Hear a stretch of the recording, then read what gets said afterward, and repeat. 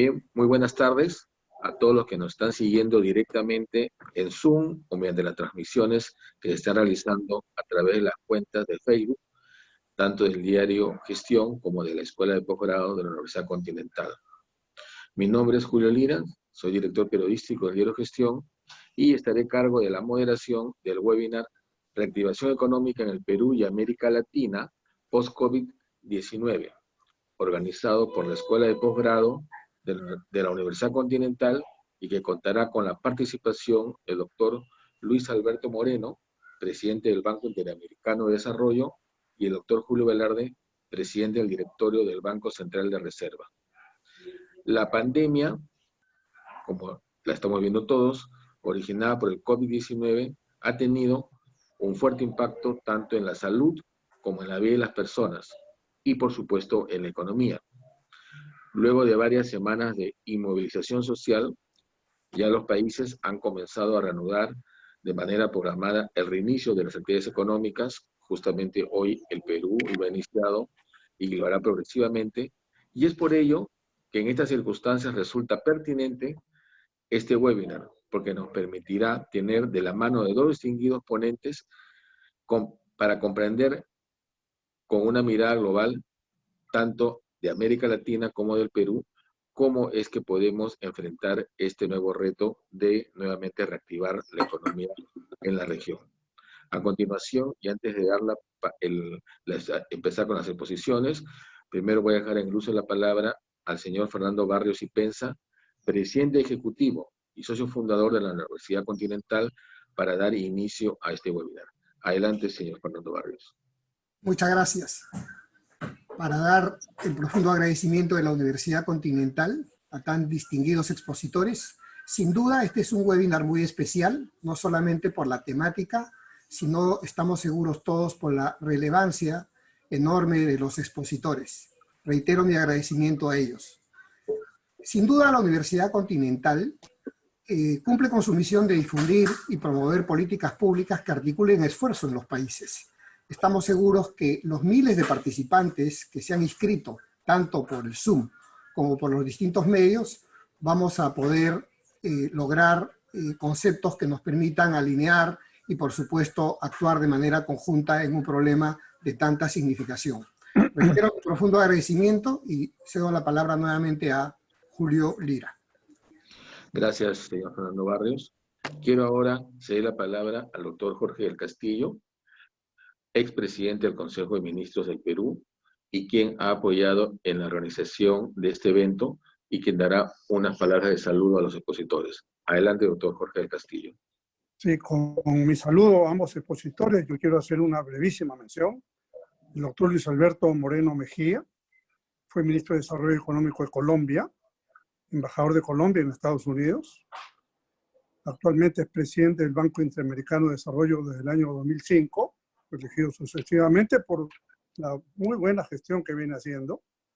Preside la Corporación Interamericana de Inversiones y el Comité de Donantes del Fondo Multilateral de Inversiones. Y quisiera concluir respecto a él, que es un amigo del Perú. Julio Velarde Flores fue presidente del FLAR hasta el año 2006. En septiembre de 2006 fue elegido por el Ejecutivo y ratificado por el Congreso como presidente del Banco Central de Reserva del Perú. De ese tiempo, esta parte ha sido reelegido sucesivamente hasta la actualidad.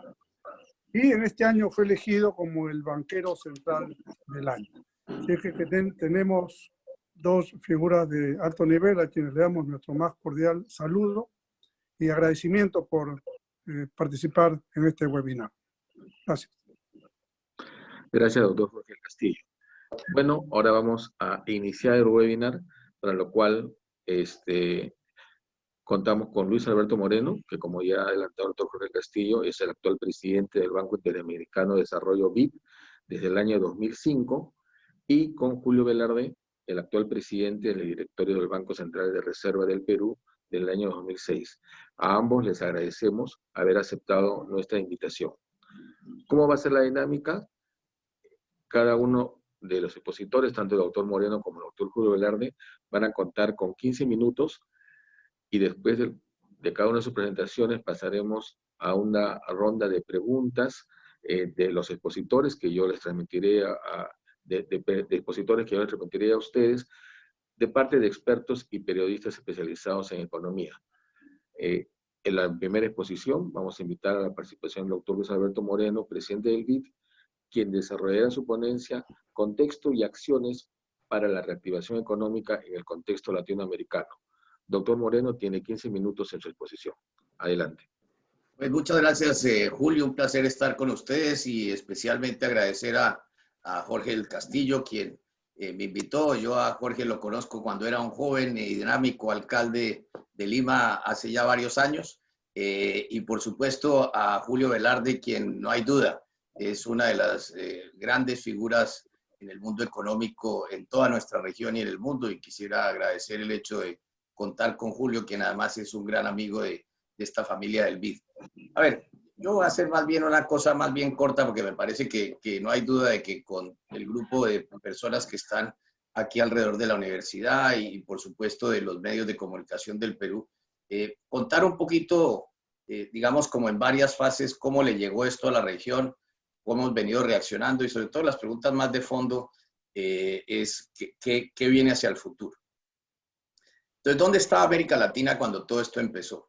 Veníamos de un ciclo de bajo crecimiento. En los últimos 5 años América Latina había dejado de crecer en forma importante. Quizás, y en esto Julio, que es un gran estudioso, era una de los quinquenios de menor crecimiento que habíamos tenido. Y de otra parte, veníamos con situaciones como, por ejemplo, cuando uno hace un paralelo con la crisis financiera internacional de hace algo más de 10 años, en esa época tuvimos un superávit fiscal en torno a medio punto del PIB. Estoy hablando en promedio de la región. Hoy en día es mucho menor, pero sobre todo las tasas de endeudamiento de esa época sumadas no superaban el 40%. Hoy en día están superando el 60%. De tal manera, como de la misma manera que hablan los expertos en salud, teníamos una situación con condiciones preexistentes. En algunos países de alta inflación, en otros países con déficit de cuenta corriente y déficit fiscales, pero sobre todo con bajo crecimiento y creciente endeudamiento. ¿Cómo le llega la crisis a América Latina? Sin duda, nosotros no hemos vivido una pandemia de esta naturaleza, creo yo, desde las épocas de la llamada fiebre española. Se vivieron anteriormente, incluso en las épocas de la colonia. Eso pasó en Lima, cuando en su momento llegaban muchas embarcaciones en las épocas del virreinato y hacia adelante, pero nunca tuvimos algo tan profundo como lo que tenemos ahora. Y nos encontramos en consecuencia con una situación que va a tener enorme impacto en el crecimiento en la región. Nuestros cálculos estiman que puede ser en torno a 2% de contracción, en el caso más optimista, y aquí me refiero al hecho de que las economías pudieran reaccionar mucho más rápido y que la región pudiera contener los efectos de la pandemia de forma más acelerada, o hasta casi 6% de contracción. Eso no está muy distante de lo que ha venido diciendo el Banco Mundial, la OECD, lo que ha dicho el Fondo Monetario, incluso la misma CEPAL. De tal manera que todos estamos, digamos, en el mismo tipo de proyecciones. ¿Por qué le impacta tanto esto a América Latina y de qué manera que no es igual en todos los países? Los países de Centroamérica y del Caribe, por ejemplo, van a sufrir tremendamente por la caída de las remesas. Esto obviamente significa una caída en torno al 20% según los últimos cálculos que hemos hecho. Esas remesas son en torno a 66 mil millones de dólares. México recibe prácticamente una tercera parte. Lo otro tiene que ver con el turismo, que afecta especialmente pues, a todos los países, pero especialmente a los países del Caribe. México también, que recibe cerca de una tercera parte de los turistas que llegan a toda nuestra región. Y de otro lado, los precios de los productos básicos, que todos ellos estaban en un punto bajo.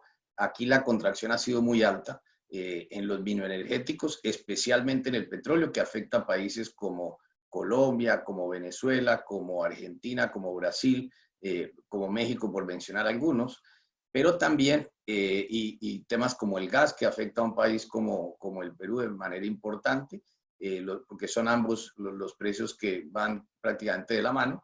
Y los productos alimenticios o los commodities alrededor de alimentos han caído también, no tan profundo como los energéticos, que están mucho más conectados con lo que pasa en el resto de la economía internacional, como es el caso del cobre, concretamente un tema que a países como Chile y Perú afecta de manera importante. De otra parte, tenemos una situación de lo que los economistas llaman un sudden stop o un frenazo, digamos, en la liquidez que tienen todos los países emergentes. Si uno compara lo que pasó en este episodio con lo que pasó hace ya algo más de 10 años, pues prácticamente son 5 veces más los flujos que han salido de los mercados emergentes, en torno a 100.000 millones de dólares. Ahora, en esto yo quiero aplaudir porque de verdad que Perú siempre ha sido una economía durante ya varios años muy ordenada, y eso es gracias a personas como Julio que han cuidado de manera muy importante la economía, la macro, y es por esto que un país como Perú se puede dar el lujo de haber salido al mercado y colocar cerca de 3.000 millones de dólares, tener demanda arriba de 25.000 millones de dólares y colocarlo, estos recursos en el mercado internacional por abajo de lo que había sido la media incluso de últimas emisiones que había hecho el Perú. Y progresivamente algunos países han empezado a salir al mercado. Los que lo han hecho en general bien, pero obviamente las tasas no son las tasas que habían en el pasado, y lo que hemos visto es una ampliación de los llamados spreads, o sea, las primas de riesgo sobre nuestros países. Esa es la situación que nos encontramos llegando a esto. Ahora bien, desde el punto de vista sanitario, por ejemplo, nosotros tenemos prácticamente la mitad del número de camas hospitalarias que tienen los países desarrollados, un poco menos de la mitad. Pero lo que son unidades de cuidados intensivos, que como sabemos son muy importantes para atender una pandemia de esta naturaleza, que entre otras cosas, como hemos visto, ha sobrepasado la capacidad que tienen países europeos o los mismos Estados Unidos, que tienen un sistema de salud muy, muy sofisticado. Ahí la diferencia es casi de 1 a 5, o sea que es mucho más el número de camas de cuidados intensivos que se tienen en nuestros países. Por lo cual, esta pandemia que lamentablemente, y gracias a Dios, todos los temas que a América Latina le llegan los temas tarde, afortunadamente nos llegó tarde porque nos dio tiempo de fortalecer los sistemas sanitarios de una parte, y de otra, permitirle a los gobiernos empezar a prepararse para hacer esto. Y eso nos ha llevado a que, obviamente, hoy en día hayamos podido, en general, con excepción de algunos países, pero en general en América Latina, estar llegando a un punto del punto más alto de la pandemia. Estamos hablando de que en un continente de cerca de 620 millones de habitantes, la última cifra de esta mañana, estábamos en torno a 350.000 casos. En esto, valga la verdad, aquí es muy importante otra vez felicitar a Perú. Ustedes hicieron algo muy importante, que es aprendiendo las lecciones de otras partes del mundo, y es el número de test, o sea, el número de pruebas que se hacen. La prueba que entiendo se está haciendo mayoritariamente en el Perú es la llamada prueba serológica, pero hoy por hoy Perú, si no es el primero, es uno de los 2 o 3 países que más pruebas está haciendo, lo cual obviamente tiene el efecto de aumentar el número de casos, pero igualmente tiene la posibilidad de manejar mucho mejor la pandemia, y es así como el número de muertos en el Perú es tanto inferior, y para lo cual obviamente aquí todos siempre hay que aplaudir todo lo que están haciendo todos los profesionales de la salud, y sobre todo lamentar la pérdida de vidas de tantos latinoamericanos que se han venido dando con ocasión de esta pandemia. Ahora bien, ¿en qué estamos ahora? Y como mencionaba Julio Lira arrancando esta discusión, estamos en un momento en que todas las economías están buscando la manera de reiniciar y de volver a, llamémoslo, aprender o encender nuestras economías, muchas de las cuales tienen las realidades latinoamericanas que son muy complejas, porque ese falso dilema entre cuidar vidas y cuidar la salud de la economía es especialmente difícil en nuestros países, donde la informalidad, y en esto Perú tiene unos niveles muy, muy altos de informalidad arriba del 60%, pues se hace tanto más difícil. Y de allí que ustedes hayan hecho cosas que de lejos están por encima de la media latinoamericana en usar las redes sociales para transferir, si mi memoria no me falla, algo más de $200 por familia.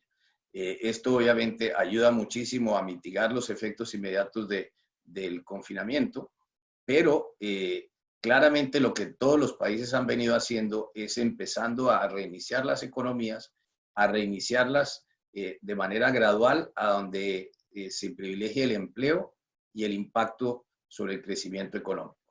Y en esto hay sectores como el de la construcción, un sector muy importante, fundamental para el Perú, como es el caso de la minería, que tiene, digamos, allí hay posibilidades de manejar mucho mejor los contagios con los diferentes protocolos que hay que establecer, desde los sistemas de transporte, las personas cómo ingresan a los sitios de trabajo, cómo se desplazan. He visto casos, por ejemplo, en países como el mío, en Colombia, en que uno de los protocolos es que las empresas de construcción le dan bicicletas a las personas para movilizarse desde y hasta las obras y les financian una parte para que cuiden la bicicleta básicamente. Pero todo esto entendiendo que es muy difícil regresar a los sistemas tradicionales de transporte masivo, toda vez que a donde hay aglomeraciones grandes es la receta para aumentar significativamente los contagios, independientemente de que el llamado factor R, que es el factor de contagio, haya estado bajando de 3 a cerca de 1, donde están algunos países de la región hoy en día. Entonces, aquí estamos un poco aprendiendo a nadar, nadando, porque este no es un tema exacto. Lo vemos, por ejemplo, en países como Corea, que típicamente se señala como uno de los países que con mayor éxito pudo contener la pandemia y tuvo que regresar al ver que se le dispararon otra vez los casos, a cerrar, por ejemplo, bares, algunos restaurantes. El tema de los colegios y el efecto que esto tiene hacia los jóvenes, que es enorme, ha hecho que muchos colegios no se puedan reabrir, y las implicaciones que eso tiene sobre los padres y su capacidad de ir a trabajar. Todo esto es el enorme reto que tenemos ante nosotros. Todos los países, de una u otra manera, han tenido que usar toda la munición fiscal que tenían, y en esto el récord también lo tiene Perú en nuestra región. Es más, tiene una cifra casi que parecida a la que tiene un país como los Estados Unidos, casi que 12 puntos del PIB, dividido entre las ayudas que seguramente ahora Julio va a contar que han venido haciendo desde el Banco Central para ayudar al financiamiento y hacia las pequeñas y medianas empresas, a mantener la liquidez en el sistema financiero, especialmente a través de los bancos, para que esto a su vez puedan seguir prestando, a hacer elementos de redescuento, como hacen algunos países de la región hoy en día. Y de otro lado, todos los apoyos directamente a las familias, sobre todo a las familias más vulnerables, al igual que todo el fortalecimiento del sistema de salud de los países, y esto supone compras de equipamiento, en algunos casos construcción de nuevos hospitales, construcción de unidades de cuidados intensivos, y esa combinación de apoyos, además de las pequeñas y medianas empresas que constituyen prácticamente arriba del 60% del empleo en nuestra región, han sido el tipo de medidas que han tomado todos los países. Todos también, en esta fase en que nos encontramos, han venido haciendo de forma gradual esta reapertura, y aquí obviamente se vuelve central no solamente la parte de las industrias que generan mucho empleo, sino preservar otras, como es la de los alimentos, para poder que no haya desabastecimiento. Igualmente también, y la gran pregunta es cómo se reabre el comercio, que además tiene un enorme impacto en el resto de la economía, y cómo se va haciendo de manera progresiva. Pero diría que al final, aquí un poco lo que vamos a estar haciendo es reabriendo nuestras economías como en el dimmer de las luces que uno tiene, gradualmente, poco a poco, con todos los retos que tenemos. Y de otro lado, pues no vamos a tener una disolución definitiva hasta tanto y cuando no haya una vacuna. Sobre esto hay muchísima especulación, hay enorme dudas acerca de qué tan rápido se consigue una vacuna. En situaciones normales una vacuna puede tomar arriba de 5 años. Aquí los expertos hablan que entre 12 y 18 meses, pero no sabemos qué tan rápido se pueda conseguir, y sí se puede conseguir. Hay muchísimas otras alternativas que se vienen discutiendo, pero mientras que en el mundo no haya una vacuna disponible como la aspirina, vamos a estar en una situación anormal. Y a eso nos vamos a tener que ir acostumbrando para preservar la salud de nuestras sociedades y también de nuestras economías. Y aquí viene realmente muchísima imaginación, muchos modelos matemáticos que hay que ir aplicando, mucha vocación política de alinear todos los actores, no solamente el gobierno nacional, sino en el caso, como ustedes tienen, de gobiernos locales, los gobernadores de las provincias, en fin, todo ese alineamiento político es fundamental. Y sobre todo que, como vemos en la región, la pandemia está concentrada especialmente en los sitios de alta densidad. Me refiero aquí a las grandes capitales.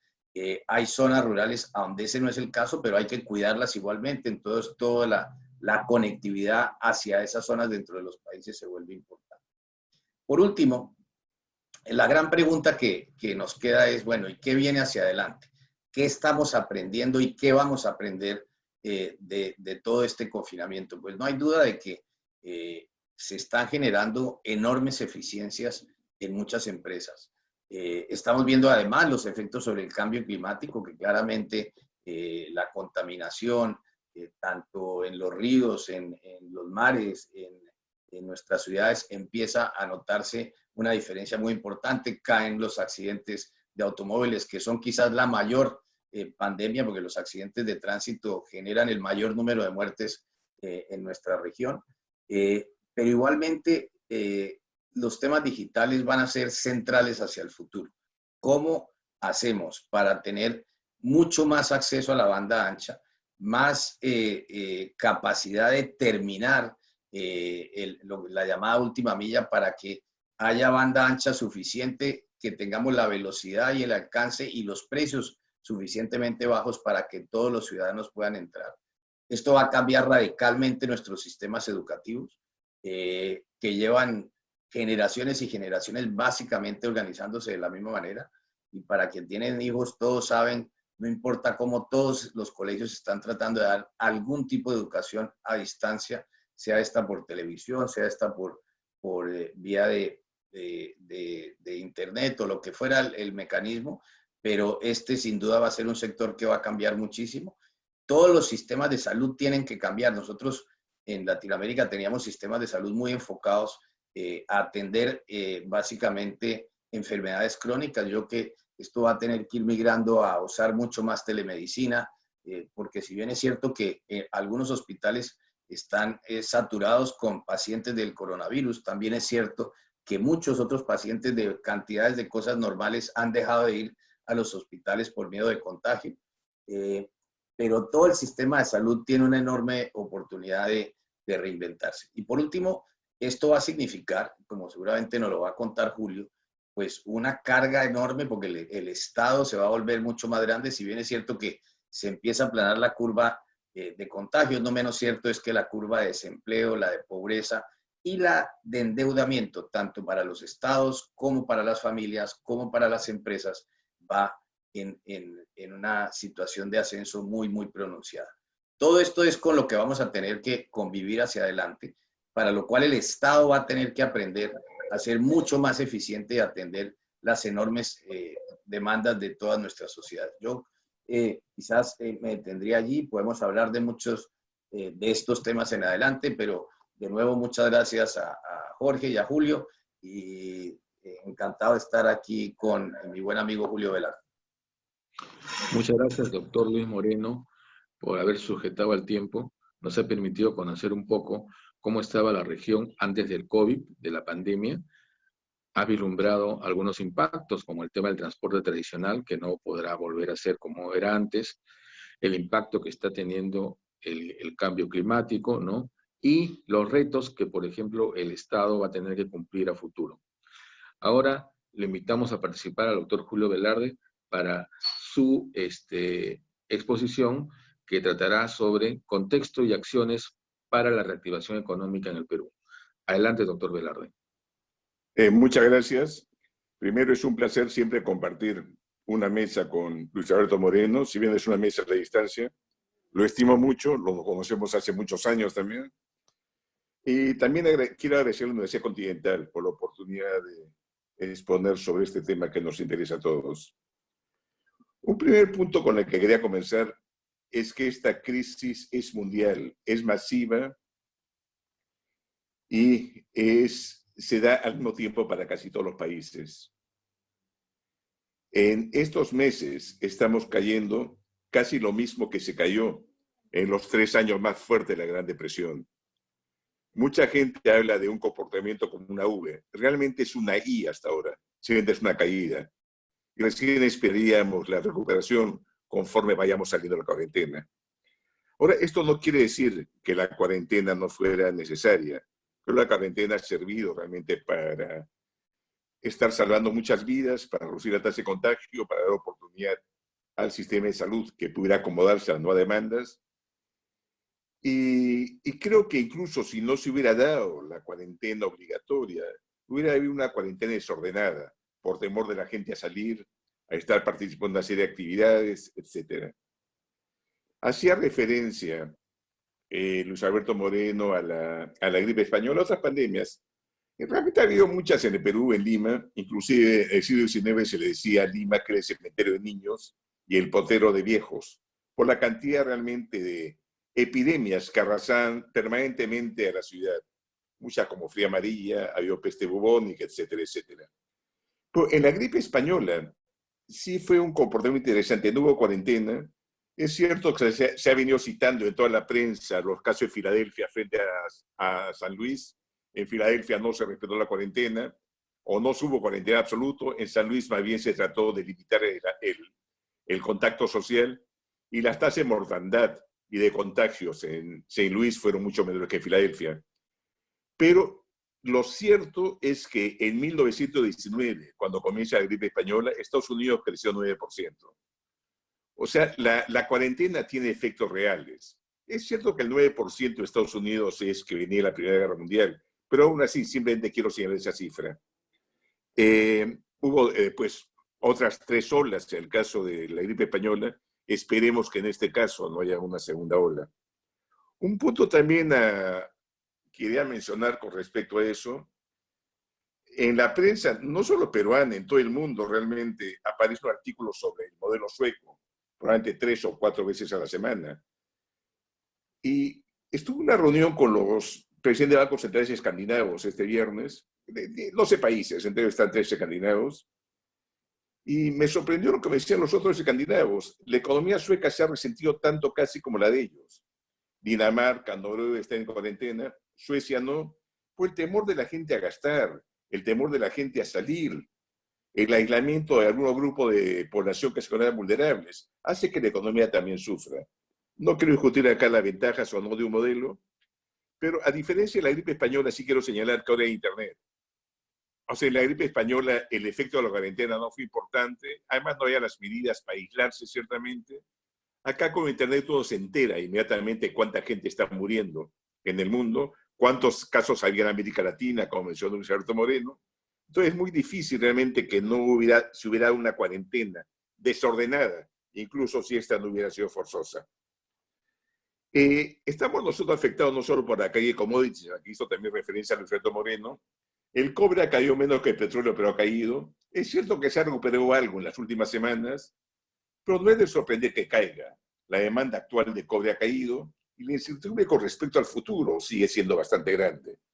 Entonces, metales que se usan para bienes duraderos, para bienes de inversión, tenía que esperarse que cayera el precio. Los indicadores en el Perú, no tenemos todavía las cifras completas, pero son dramáticos. El uso de tarjeta de crédito ha caído 75%, tarjeta de débito ha caído 50%. El IGB interno, el IVA, el impuesto a valor agregado para Luis Alberto, ha caído en abril 40.3%. Y ese es marzo. Y hay que recordar que en marzo la cuarentena solo fue casi la mitad del mes, un poco más de la mitad del mes.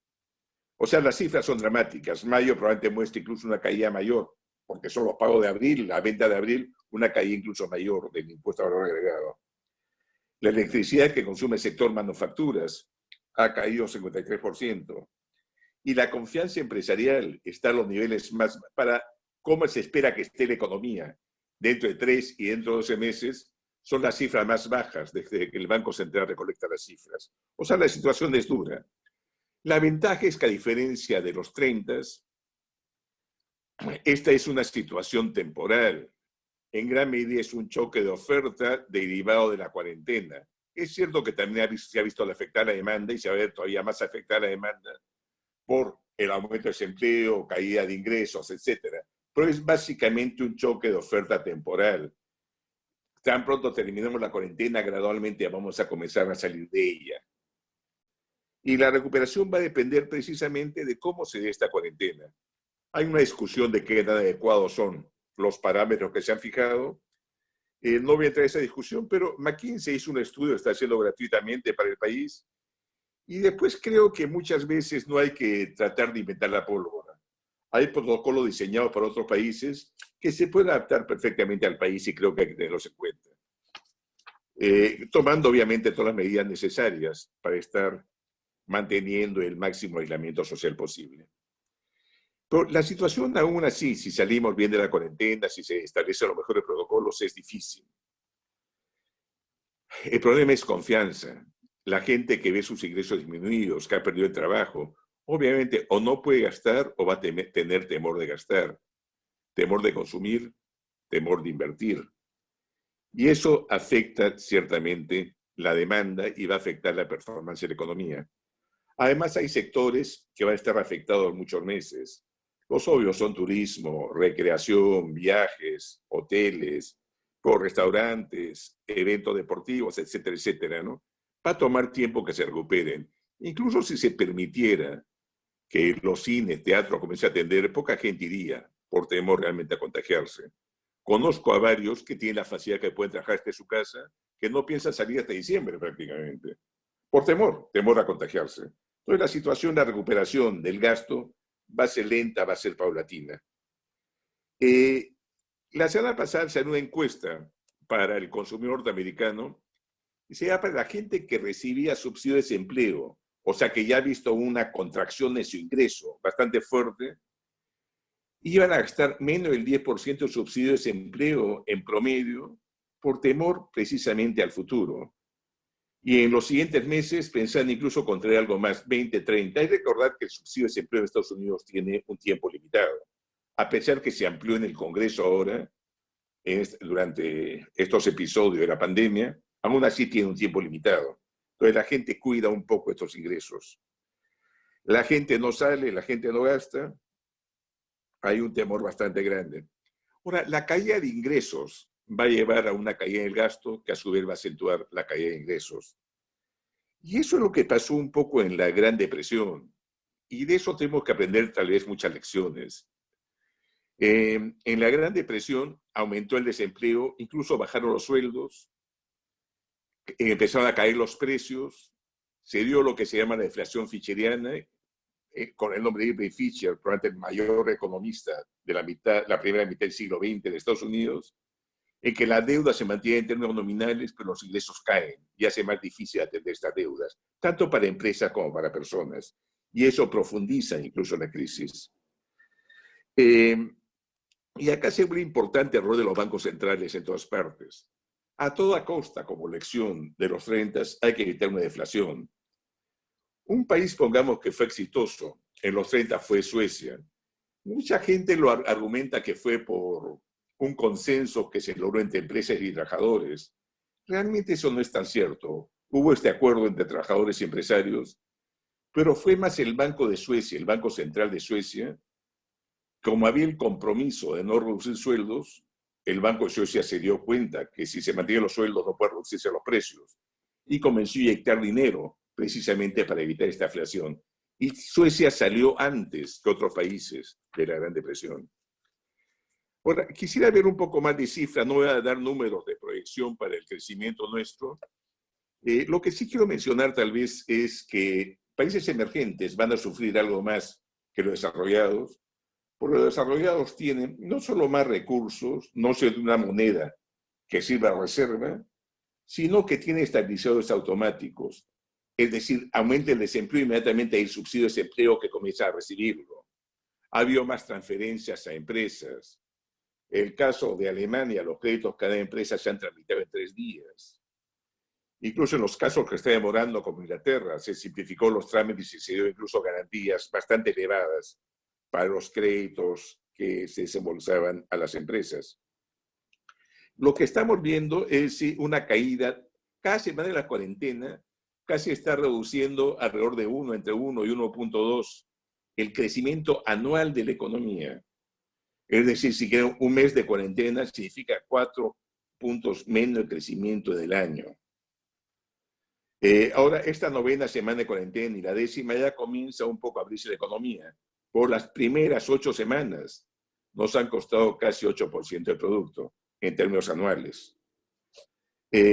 Con esto no quiere decir que vayamos a caer 8. Esperamos crecer casi 4, hay que restar ese crecimiento de casi 4 para ver la cifra, ¿no?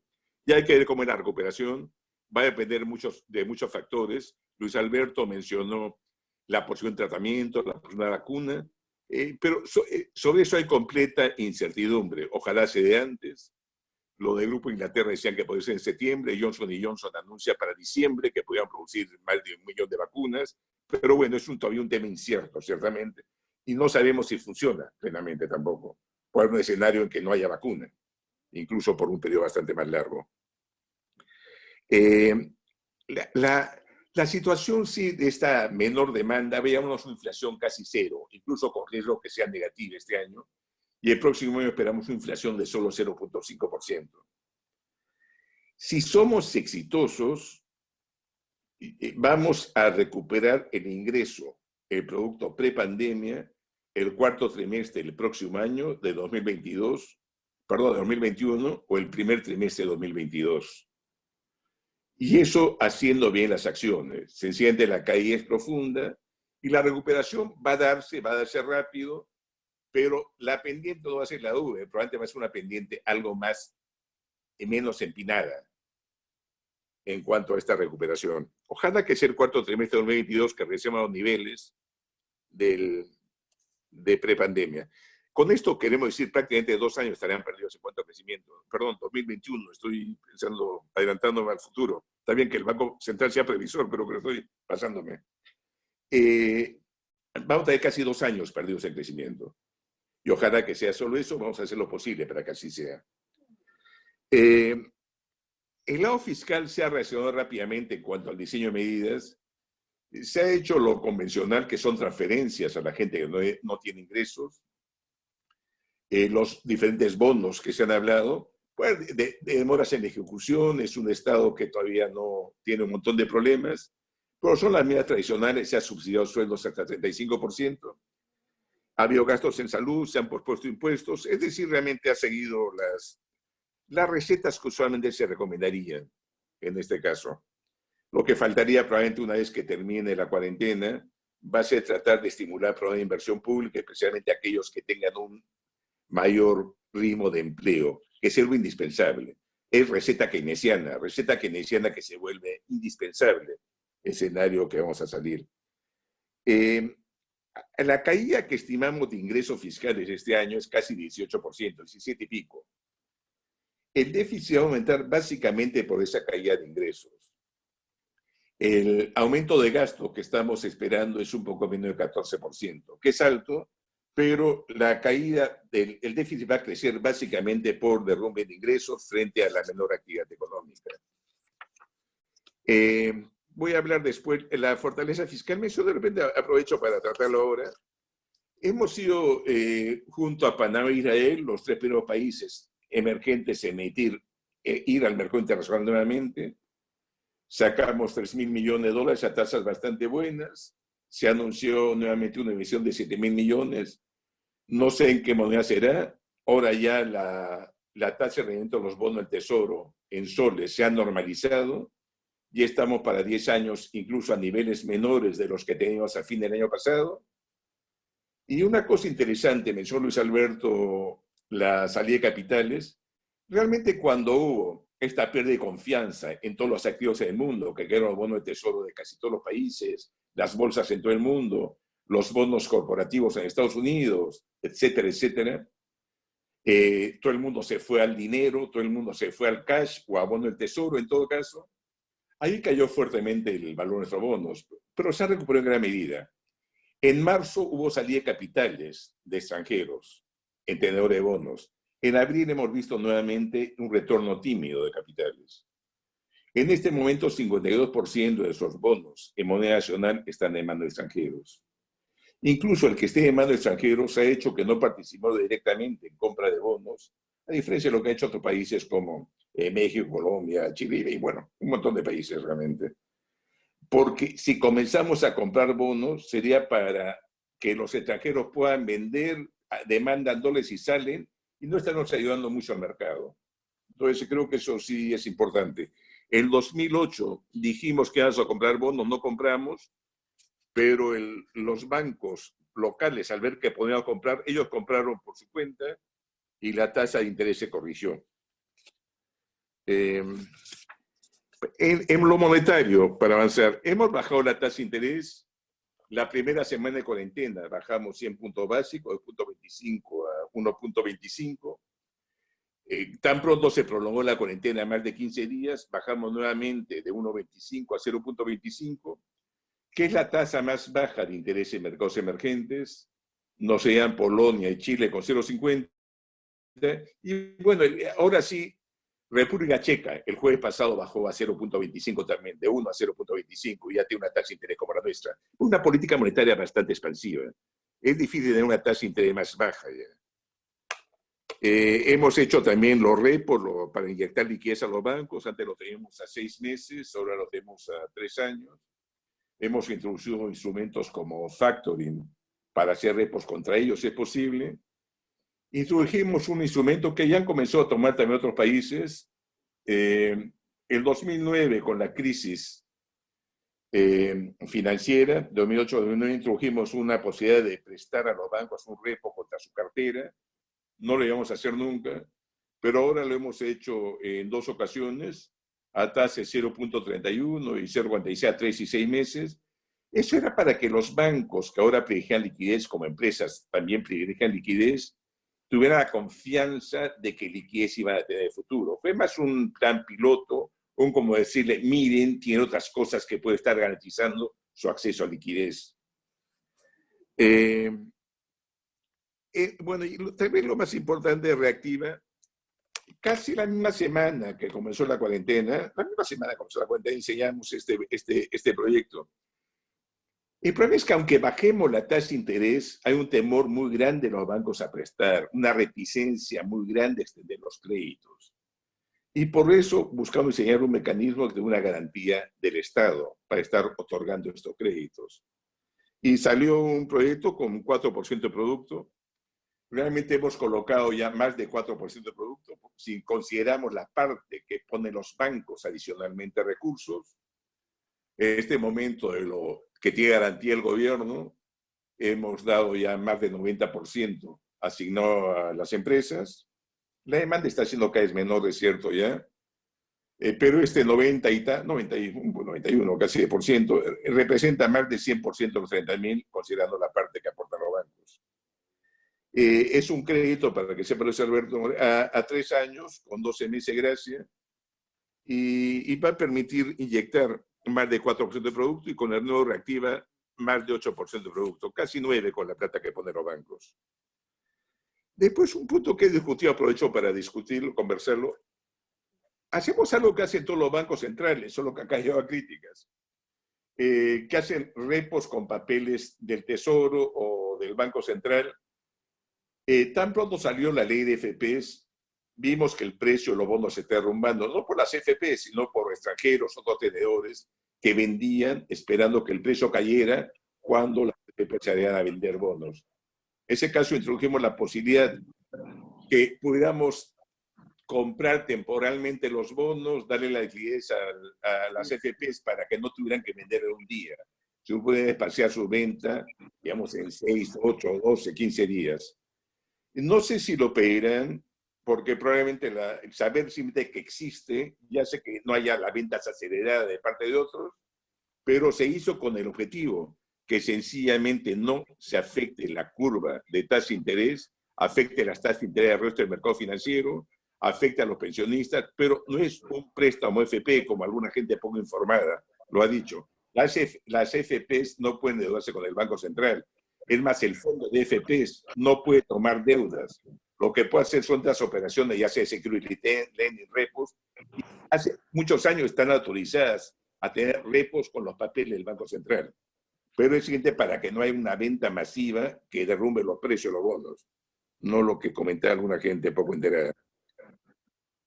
Bueno, lo esencial, y hay otras medidas que hemos reducido encaje de 5 a 4%, bajado lo que tiene que guardar el Banco Central. Antes, digamos, estamos buscando desdolarizar fuertemente la economía. Hemos suspendido temporalmente eso porque el problema no es crédito, que den crédito, no tanto la moneda que se da. Tengo restricciones a crédito de corto plazo a los bancos por unidad prudencial, recordando que en 98 los bancos, su aumento de crédito fue financiado de más de 60% por línea de corto plazo en el exterior. O sea, para evitar eso teníamos algunos límites y sería demasiado. Pero bueno, acá lo esencial es estar listos a hacer todo lo que sea necesario para mantener la cadena de pagos, para mantener el crédito y para mantener la estabilidad del sistema financiero. Lo que no quisiéramos a ningún costo es que esta crisis real por la cuarentena, la interrupción de cadena de suministros, etcétera, se traslade al sector financiero, porque eso sería amplificar la crisis. Hay que recordar que esta es una crisis muy particular. La crisis de los 30 fue una crisis financiera. La crisis de 2008-2009 fue una crisis financiera. Lo que no queremos es que esto se transforme en una crisis financiera que haga mucho más grande todavía la recesión y los problemas que tenemos. Luego, la política monetaria tiene límites, la gente no quiere prestar, por eso hicimos reactiva, vamos a buscar otras cosas. Pero recuerda a Keynes. Keynes enfatizaba la parte fiscal porque la política monetaria tiene límites. La frase keynesiana típicas, uno puede llevar el caballo al agua pero no hacerle beber. El problema es que los bancos no quieren prestar aunque la tasa sea cero o la tasa sea negativa como en Japón, Europa, etc. Y la gente con incertidumbre, como tiene que devolver el crédito, tampoco quiere prestarse porque tiene más incertidumbre frente al futuro. Entonces, ahí realmente para reactivar demanda se necesita la parte fiscal. Y este aporte de gasto fiscal que contribuye a la reactivación de la demanda se vuelve indispensable en esta salida que tenemos que dar para que se recupere la economía lo antes posible. Y para terminar, dos comentarios simplemente. Siempre había escéptico de estos temores grandes con que respecto a las máquinas se iba a reemplazar la mano de obra, porque uno veía a Estados Unidos y Japón, los países que más robots tienen, y el desempleo era históricamente el más bajo en Estados Unidos. En Japón el desempleo era de 3%. En Japón incluso los robots lo estaban introduciendo en las fábricas para reemplazar la población laboral que estaba reduciéndose por el aumento de la población. Uno no veía realmente unas tasas de desempleo altas. Pero ahora que uno quiere el menor contagio posible, sí creo que puede haber un avance mucho más rápido de lo que esperábamos en robots y otras técnicas de atención que involucre menor contacto humano, y eso sí puede generar a la larga un desempleo de sectores que habían sido intensivos contratando gente como servicios. Y ahí me quedo, creo, es un esfuerzo bastante grande lo que hemos visto de las carencias de nuestro Estado, y creo que ya no podemos permitir, ya no es cosa de este gobierno, creo, pero el próximo gobierno que entre, el próximo 28 de julio, salud, educación y tener un Estado funcional que pueda responder rápidamente de una manera eficiente y oportuna, se vuelve un factor fundamental. Y ahí me quedo. Muchas gracias. Muchas gracias, doctor Velarde. Yo me quedo en la expectativa que usted mencionó de que hacia el cuarto trimestre de 2021 podemos estar tal vez regresando a los niveles prepandemia. Vamos a dar paso ahora a las preguntas, de los cuales tenemos 3 destacados expertos, economistas, todos ellos. Claudia Cooper, que ha sido ministra de Economía y Finanzas en Perú, de Elmer Cuba, que es socio de Macroconsul y es director también del Banco Central de Reserva, y Carlos Paredes, que ha sido jefe de gabinete de asesores del Ministerio de Economía. En primer lugar, empezaremos, me alcanza la pregunta de Claudia Cooper, ¿no? La paso a leer a continuación. Claudia señala que las economías de la región van a quedar fiscalmente debilitadas en el periodo post-COVID-19 y la recuperación va a ser lenta. En ese sentido, la primera pregunta la formula para el doctor Julio Velarde. ¿Cómo enfrentar en este escenario una economía debilitada con pocas armas fiscales? ¿Tendrá el sistema financiero y el mercado de capitales el rol más importante para empujar la recuperación? Doctor Velarde tiene 3 a 4 minutos para responder. Adelante. No, eso voy a ser breve. Creo que la fortaleza fiscal es bastante grande todavía. La deuda sobre el producto es 27%. Lo que tiene el sector público en depósitos es casi 14% del producto, 3 y pico. Lo que tiene en este momento el sector público en depósito del Banco Central, el resto del sistema financiero, es casi 90.000 millones de soles. O sea, hay un margen bastante amplio todavía para poder tener política fiscal expansiva. Además, lo que queremos con la política expansiva es recuperar ingresos fiscales. El aumento del déficit va a ser más porque hay ingresos fiscales por aumento del gasto. El gasto estamos estimando que va a crecer solo un poco menos de 14%. Podemos equivocarnos, pero es lo que estamos estimando hasta ahora. Y mañana la contracción fiscal va a ser mucho peor. Parte es también posponer impuestos, pero suponemos que gran parte de la carga tributaria comienza a recuperarse el próximo año. Y además de los pasivos que tiene el gobierno, perdón, de los activos que tiene el gobierno, su capacidad de endeudarse todavía los mercados creen en el país. De ahí las tasas bajas con las que se emitieron los bonos del Tesoro en dólares. Y lo que comentaba, que sigue ingresando extranjeros a comprar nuestros bonos en soles. Han ingresado en abril, salió en marzo, pero ingresó en abril, que son los pocos países donde están regresando.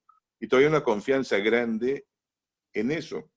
Y es por esa confianza todavía grande en el país que no podemos darnos el lujo de tener una política fiscal expansiva. No quiero que Ecuador no pueda hacerlo por estar dolarizado, por tener ya un déficit fiscal antes bastante grande, por haberse derrumbado su principal producto de exportación de esos fiscales, que es el petróleo. Argentina tiene limitaciones en endeudamiento, etc. Nosotros, más bien, todavía tenemos un margen bastante amplio. Nos ha permitido también eso y las reservas que tenemos, el de una política monetaria expansiva, casi de país desarrollado, bajar a 0.25 y estar inyectando esta cantidad de dinero. Dependemos de la confianza. Y sí se vuelve indispensable que dentro de todo el aparato público, estoy hablando incluso del Congreso en este caso, las señales que se den hacia afuera no sean negativas, porque no solo es la fortaleza que la economía puede tener, sino la percepción de esa fortaleza que se tiene. Si se cree que se pueden estar dictando medidas que no sean positivas y que puedan estar afectando la estabilidad, eso sí es un riesgo en cuanto a endeudamiento, en cuanto a confianza para estar teniendo tasas bajas, emitiendo cantidades bastante grandes, etc. Y para terminar rápidamente, me pregunta el sistema financiero. Vamos a inyectar una cantidad de liquidez bastante grande. Ya hemos estado viendo inclusive que parece que los bancos están comprando los bonos del Tesoro, una demanda algo mayor. Si inyectamos una liquidez bastante grande y los bancos no expanden todavía bastante el crédito en los próximos meses, fuera reactiva, vamos a tener una situación que probablemente los bancos sean compradores de grandes de estos papeles de Tesoro, ¿no? Gracias, doctor. Gracias. La siguiente pregunta, también de la exministra Claudia Cooper, está dirigida al doctor Luis Alberto Moreno. La pregunta es la siguiente: ¿cómo retomar la sostenibilidad fiscal? ¿Cómo determinar una trayectoria fiscal políticamente viable? Y en ese sentido, ¿cuál será el rol de los organismos multilaterales en el diseño de una política fiscal sostenible? Adelante, doctor Moreno. Tiene 3 a 4 minutos. Bueno, muchas gracias y saludo muy especialmente a Claudia, con quien en su momento como ministra y viceministra tuvimos la oportunidad de trabajar juntos. A ver, yo construiría sobre lo que dice Julio, haciendo una aclaración, porque siempre nos pasa en los países que cuando miramos lo propio nos parece que deberíamos estar tanto mejor y que estamos tanto atrás. Lo cierto es que si uno compara Perú para los efectos del resto de América Latina, es el país que tiene el menor, es decir, la posibilidad mayor de ir a los mercados internacionales, como decía Julio, casi que el menor nivel de endeudamiento, los llamados spreads menores que hay en toda la región, tiene balances fiscales de tal manera que lo que yo diría sobre eso es que ojalá todo el resto de América Latina tuviera una situación como la que tiene Perú. Dicho eso, la pregunta que yo me haría es, ¿cómo hace uno para volver a crecer y desde dónde pueden provenir, digamos, otra vez el rearmar los balances fiscales? Indiscutiblemente, hay todo un tema tributario que hay que repensar, temas como la factura electrónica que se ha venido utilizando en muchos países, toda la discusión fiscal. En el BID hemos trabajado esto muchísimo, donde demostramos que hay una cantidad de gastos por la vía de subsidios que llegan a personas que realmente no lo necesitan y que tenemos un sistema de redistribución bastante pobre. Esa es una urgencia que vamos a tener que encarar con ocasión de esta crisis y que ojalá sea un momento para reequilibrar las cargas. Esto obviamente en cuanto a economía política se refiere, no es fácil, pero yo creo que es central. De otro lado, Perú, como todos lo saben, uno cada vez que va a Perú se entera de lo mismo. La cantidad de proyectos mineros que por diferentes razones están frenados, que significan inversiones enormes en el Perú.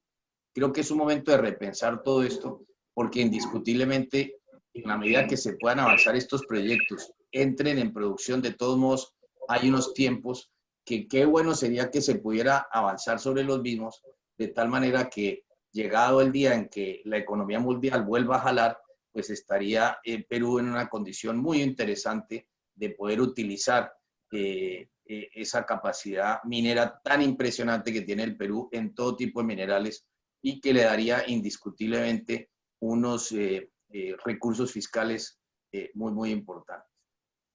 Pero de otro lado, también es cierto un poco lo que decía Julio, o sea, vamos a estar en una situación, no es el caso de Perú, pero sí en muchos países de la región, que van a estar con situaciones de deuda muy comprometidas, que en consecuencia van a tener tasas de crecimiento bajas y que en algunos casos, como él mencionaba, el caso de Ecuador, que está ahorita con todos los males al tiempo, no solamente por el enorme impacto del coronavirus, sino también una economía dolarizada que depende de manera importante del petróleo, con precios del petróleo a la baja, que ya de entrada estaba con un acuerdo con el Fondo Monetario que hace muy difícil regresar sobre las tasas de crecimiento y sobre todo los equilibrios fiscales que tienen que construir. Y estos temas van a tomar tiempo, pero para mí lo más central hacia adelante es los países que van a tener éxito son los que tienen la capacidad política de encontrar cómo hacer reformas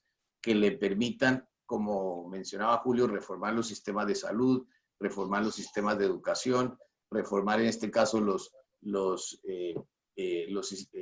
todo un gran acuerdo fiscal que se requiere para poder realmente redistribuir de manera mejor. Esos son los temas que nos vamos a tener que enfocar de manera muy, muy importante en los años por venir. Gracias, doctor Moreno. Este segundo turno de preguntas está a cargo de Elmer Cuba, que es actual miembro del directorio del Banco Central de Reserva del Perú y es socio de Macroconsul. La pregunta está dirigida al doctor Moreno. A estas alturas, dice Elmer Cuba, parece ya irremediable que la informalidad avance en América Latina, tanto a nivel empresarial, a nivel tributario y laboral. ¿Cuál es su comentario al respecto? Doctor Moreno, tiene 3 a 4 minutos. Gracias, Julio. Es cierto que la informalidad ha sido una condición de muchas de nuestras economías por muchísimos años. Pero yo creo que con todos los avances en los temas digitales, con el hecho de que tenemos cantidades de recursos que hoy en día el Estado está transfiriendo a las familias más pobres y a las pequeñas y medianas empresas, yo creo que por esa vía podemos empezar a construir un sistema que incluya mucho más a la gente y que además tengamos un censo mucho mejor de las personas, de tal suerte que podamos tener, por la vía de facturas electrónicas y otras, maneras de hacer mucho mayor formalización de nuestras economías. Ahora, estos no son temas que se hacen de la noche a la mañana, toman tiempo, pero yo creo que esta es una coyuntura perfecta para avanzar en una agenda que ha sido siempre muy, muy difícil, y claramente el caso de Perú es uno. Pero aquí todo lo que sea digitalización, todo lo que es ir construyendo alrededor de las empresas, lo que mencionaba Julio a través de sistemas de factoring, hay muchas maneras de empezar a capturar más y más información de aquellas personas que simplemente les va mejor no existir como dentro del mundo tributario y empezar, ya que el Estado empieza a entregarles recursos, a hacer parte de la formalidad y en consecuencia tener una capacidad mejor de no solamente recibir beneficios del Estado, sino realmente agregar mucho más a nuestras economías. Gracias, doctor Moreno. La siguiente pregunta de Elmer Cuba está dirigida al doctor Julio Velarde y es la siguiente. El populismo y el mal diseño de políticas micro pueden poner en riesgo la velocidad de salida de la recesión. Por ejemplo, la vulneración de las asociaciones público-privadas, el no permitir trabajar obesos, diabéticos y mayores de 60 años. Por su número será imposible mantenerlos en las planillas privadas. ¿Cuál es su comentario al respecto? Bueno, ya se corrigió gran parte de lo que dice en la pregunta. Ahora más bien tal vez se han ido al otro lado, pero ya no voy a decir eso. O sea, yo que estoy con un poco de sobrepeso, tengo 30, 40 ya es un poco más, bastante más que yo, pero no importa. No, ya se corrigió en gran medida esto. Sí creo que a la larga una empresa no puede soportar indefinidamente los costos de un trabajador, y eso hay que ser consciente. No tiene recursos ilimitados, pero creo que en gran medida se ha corregido lo que usted dice. El riesgo del populismo económico no solo está en el país, en todas partes. Converso permanentemente con los colegas de la región. Hoy día tuve una reunión con 6 de América Latina, Estados Unidos y Canadá. Y el viernes estuve con otro banco central de la región. Realmente sus congresos están llenos realmente de sugerencias y muchas medidas populistas, ¿no? La mayor parte de ellos esperan que no salgan, esperemos nosotros también que las peores no salgan. Entonces la recomendación que podemos hacer, primero, que no se exoneren más votaciones de trabajo de comisiones. Segundo, que se consulten las opiniones técnicas, que se vean los efectos colaterales de las medidas y se vea un buen análisis de beneficio y costo de estas, ¿no? Porque muchas veces parece ser gente que piensa en borrador y sin consultar realmente qué efectos negativos podría tener una norma realmente, simplemente para aprobarla. No creo que sea indispensable que haya un mayor estudio de los proyectos de ley que puedan presentarse. No quiero entrarme a criticar el Congreso porque no quiero pelearme con ellos todavía en todo caso. Muchas gracias. Gracias, doctor Velarde. El tercer turno de preguntas corresponde a Carlos Paredes, que ha sido jefe del Gabinete de Asesores del Ministerio de Economía y actualmente presidente de Intelfin. La pregunta está dirigida inicialmente para el doctor Luis Alberto Moreno. Doctor Moreno, ¿puede identificar países en la región con mejor desempeño en la crisis COVID-19? ¿Qué explica dicho éxito relativo? ¿Cuáles son sus fortalezas de esos países y capacidades institucionales más relevantes? Adelante, doctor Moreno. Yo diría que, digamos, los países que reaccionaron más temprano son los que han podido mitigar mucho mejor los efectos del COVID. Chile, por ejemplo, empezó desde enero. Ellos empezaron a comprar equipamiento médico mucho antes de que empezaran a darse las escaseces. Un país como Uruguay, por ejemplo, vino desarrollando sus propios test. Yo que Perú es un ejemplo de los países que mejor ha reaccionado y estoy seguro que cuando se escriba esta historia y se mire hacia atrás, todo lo que hemos oído aquí por parte de Julio, más lo que se ha hecho en la parte sanitaria, yo no tengo duda de que el Perú es uno de los países que mejor ha reaccionado. Colombia ha hecho cosas buenas también. Curiosamente son muchos de los países de la llamada Alianza del Pacífico. Hay otros países que empezaron más tarde y eso les ha costado y creo que les va a costar en la medida que el virus se ha expandido mucho más por esos países y va a ser más difícil contener los efectos del mismo con las consecuencias económicas que tiene. Pero yo creo que el reaccionar rápido, el reaccionar de la forma en que lo ha hecho Perú, de mantener los contratos de empleo, de ayudarle a las personas más vulnerables y mantener el sistema financiero líquido, son temas centrales para poder evitar que la economía se caiga tanto y, por el contrario, apostar, como sugiere implícitamente lo que decía Julio, a un rebote más rápido de la economía. Pero obviamente esto es un tema que todavía estamos aprendiendo, hay muchas variables que desconocemos y que vamos a ir viendo cómo se desarrollan país a país. Gracias, doctor Moreno. La siguiente pregunta de Carlos Paredes está dirigida al doctor Julio Velarde. La pregunta es la siguiente. El sector real de la economía ha sufrido un duro golpe, el cual va a reflejarse necesariamente en la salud del sistema financiero. La pregunta es, ¿qué medidas van a tomar en este campo? ¿Y qué van a hacer con el sistema de microfinanzas, que será uno de los más afectados? Adelante, doctor Velarde. Bueno, hemos estado inyectando liquidez en nivel suficiente. Realmente los bancos están bastante líquidos. Las empresas grandes también están líquidas. Las empresas grandes que tenían línea de crédito han quitado esa línea de crédito. O sea, hemos visto que los depósitos de los bancos han crecido por parte de empresas, y no porque las empresas hayan tenido ingresos, sino han girado las líneas no usadas de crédito que tenían, y está pasando en Colombia, en Chile, en varios países. Se necesita asegurarse el cash lo antes posible por temor a que tal vez le cortara algún banco su línea de crédito, etcétera. Está pasando en todas partes. Pero tenemos tantos mecanismos de inyección de liquidez que realmente es muy difícil que las instituciones financieras puedan dejar de tener este apoyo de liquidez. Como dijimos, podemos prestar contra cartera. Prestamos con 80% de la cartera que nos traigan, que sea de buena calidad. Además, como usted sabe, los bancos tienen una cantidad bastante grande de papel del Banco Central y papel del Tesoro contra los cuales también le prestamos. O sea, no veo mucho riesgo por ahí. Menciona las instituciones más pequeñas. Realmente Reactiva han participado. Reactiva, de repente lo conoce también Luis Alberto. Se ha colocado los recursos por parte del Banco Central 0.5, pero los bancos participaban en función a qué tasa de interés le cobraron los clientes finales.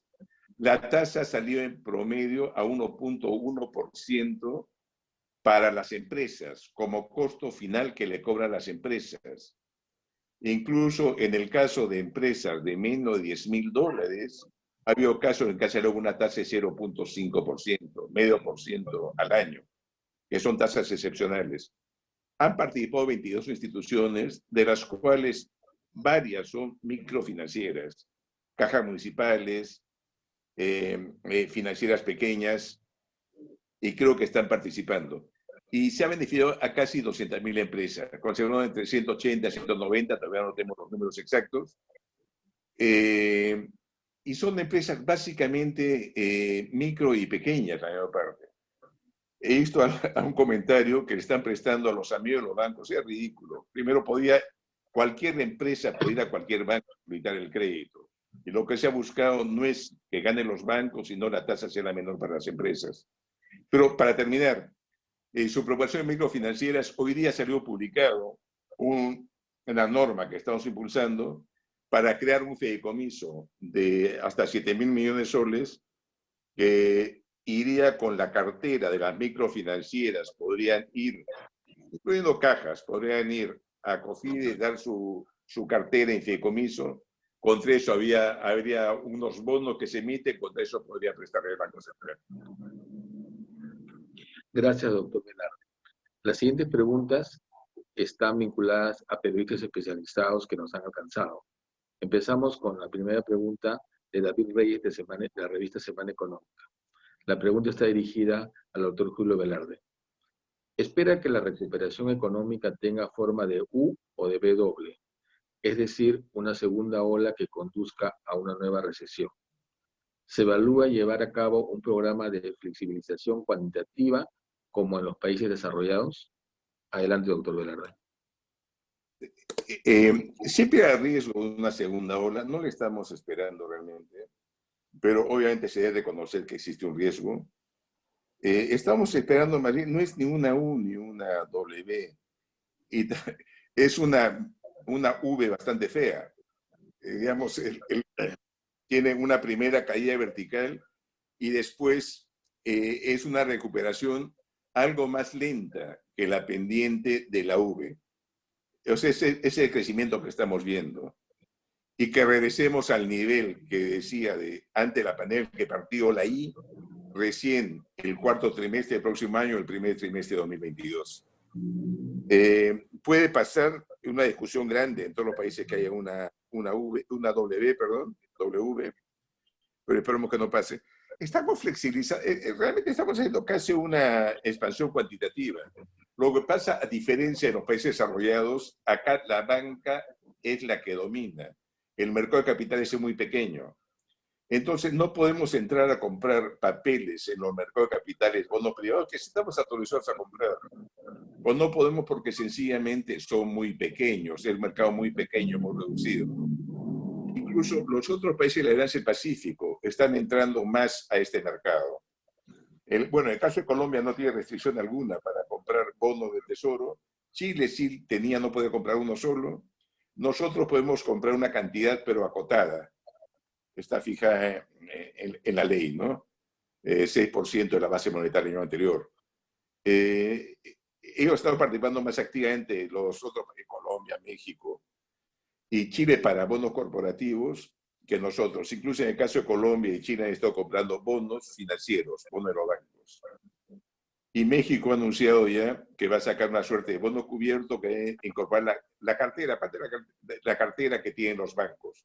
Pero bueno, eso todavía está trabajándose, ¿no? Eso es básicamente lo... perdón, entonces, la pregunta. Nuestra expansión cuantitativa no es como la de Estados Unidos o Europa comprando más y más papeles en el mercado porque esos papeles son muy pequeños. Nuestra expansión cuantitativa es por estar inyectando cantidades grandes al sistema bancario y financiero para que presten. Por eso reactiva, por eso los repos que estamos dando a plazo largo, por eso los repos de cartera que estamos haciendo. Si quieren, los puedo asimilar a una expansión cuantitativa, pero es distinta porque no vamos a los papeles, sino vamos al banco que controla casi todo el crédito del país, ¿no? Gracias, doctor Velarde. Las siguientes preguntas las formula Javier Perelé del diario Gestión. La pregunta está inicialmente para el doctor Luis Alberto Moreno. ¿Qué tanto impacta en la confianza que se tiene en el Perú como sujeto de crédito el colapso inminente del sistema de salud? Adelante, doctor Moreno. A ver, yo creo que nadie tiene la exclusividad sobre el no colapso del sistema de salud. O sea, basta mirar lo que vimos en Italia o en España. Yo le digo, mire, mi suegro, por ejemplo, que vive en Madrid, que tiene condiciones preexistentes, gracias a Dios, ya está al otro lado. Pero en un momento dado, no se sabía si tenía o no que entrar a la unidad de cuidados intensivos. Y cuando vieron que era posible que tenían que entrar a la unidad de cuidados intensivos, dijeron, mire, con las condiciones que tiene, hay 100 personas enfrente, de tal manera que no lo vamos a poder entrar. Y eso obviamente le produjo, pues, nos produjo una enorme angustia aquí en mi casa, gracias a Dios, estamos al otro lado. Menciono eso simplemente porque este COVID no respeta ningún tipo de sistema sanitario y claramente los nuestros están muy atrás de lo que tiene Europa o lo que tiene Estados Unidos, como lo decía, por ejemplo, tenemos menos de la mitad de las camas hospitalarias que hay en los países desarrollados. De allí que todo este esfuerzo que nos permitieron estas semanas en que pudimos observar lo que pasaba en el Asia, tanto como en Europa como en Estados Unidos, le permitió a todos los países un poco acelerar sus inversiones en el sistema sanitario, conseguir los equipos y sobre todo conseguir las llamadas pruebas que hoy en día, por ejemplo, tiene el Perú. Y es importante seguir invirtiendo en el sistema de salud. No sabemos qué pase, como decía Julio, pero hay que estar preparados en cualquier caso si llegare a haber un regreso de la pandemia. Hay todo tipo de analistas que dicen que es posible que en el otoño, o sea, hacia el mes de septiembre, octubre, regrese otra vez la pandemia. Es la historia, concretamente, como nos recordaba Julio, en el caso de la fiebre española que duró más de un año. Gracias, doctor Moreno. La siguiente interrogante está dirigida al doctor Julio Velarde. Hasta el momento, ¿qué tanto de la capacidad de gasto del Perú se está usando para la crisis? ¿Qué tanto margen de maniobra más tiene el país para sostener la economía? Adelante, doctor Velarde. Parte del gasto que se está haciendo ahora son subsidios temporales. Estos bonos a las familias, el subsidio de 35% del sueldo hasta un límite, son gastos que van a desaparecer. O sea, no van a mantenerse el próximo año. Pero ya de por sí eso mejora la situación. Segundo, la ampliación de algunos gastos de salud tampoco va a darse, porque ha sido por esta situación excepcional. Esperemos que en gran medida, en 12 meses, esté resuelto lo de la pandemia. Lo que creo que es necesario, más bien, es un gasto que ayude a la recuperación de la demanda post-cuarentena. Y eso creo que va a ser más inversión pública en proyectos que se puedan diseñar rápidamente, generen bastante empleo, etcétera.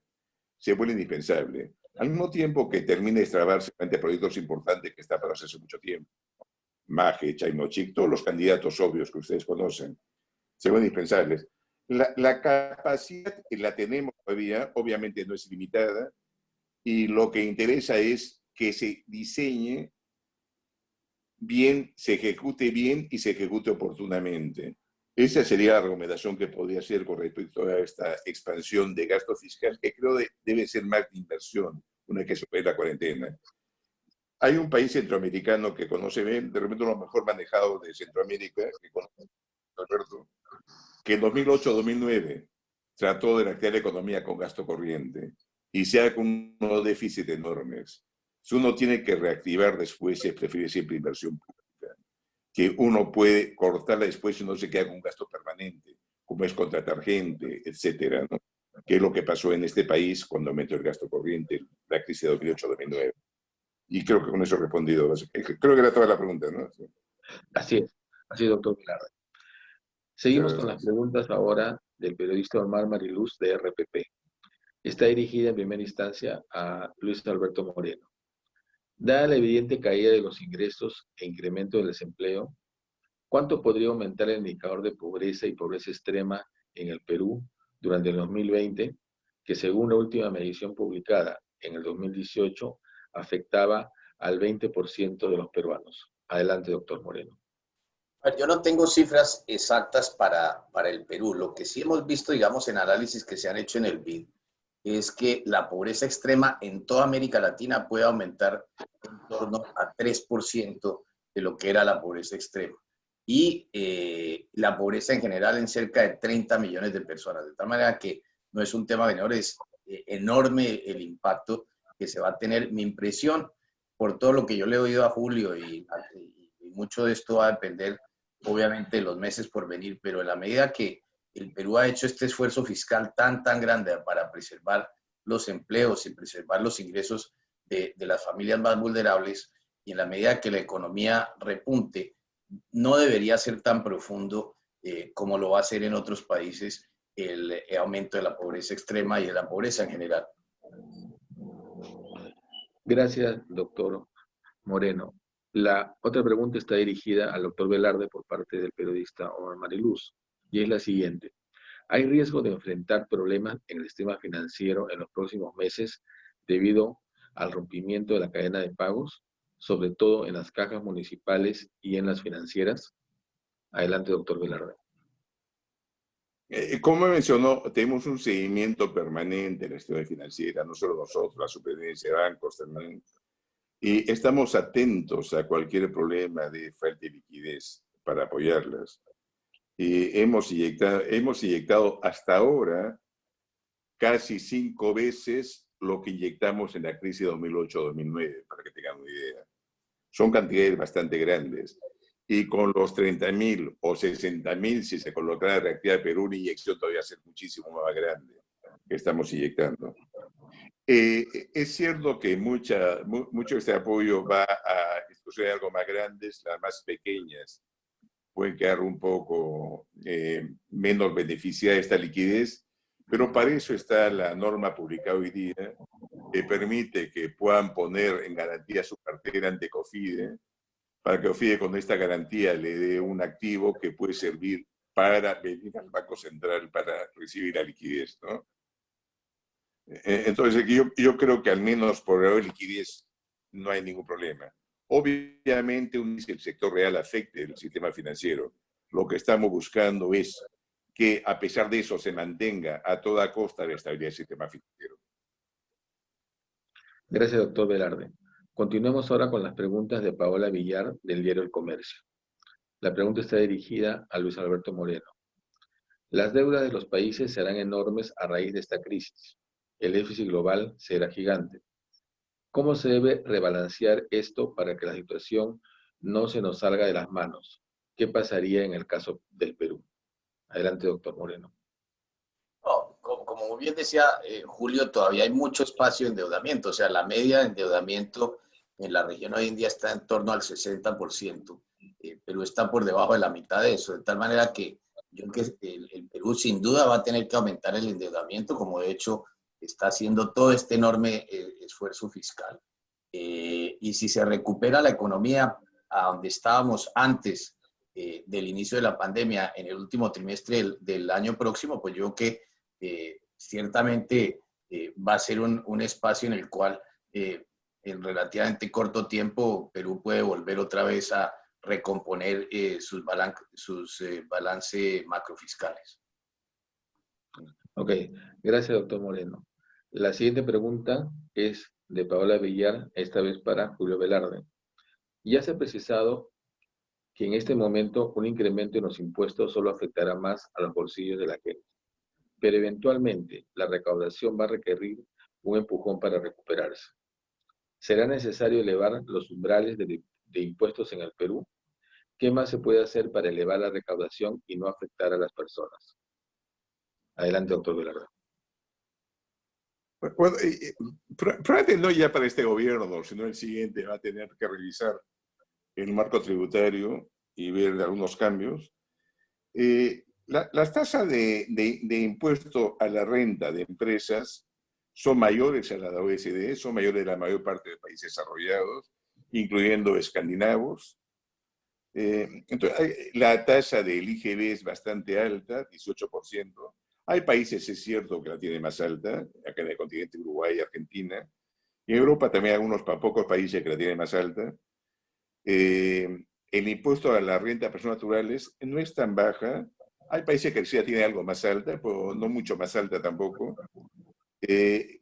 Donde es bajo, hay exoneraciones que pueden discutirse nuevamente. Y lo que sí es bajo es el impuesto predial.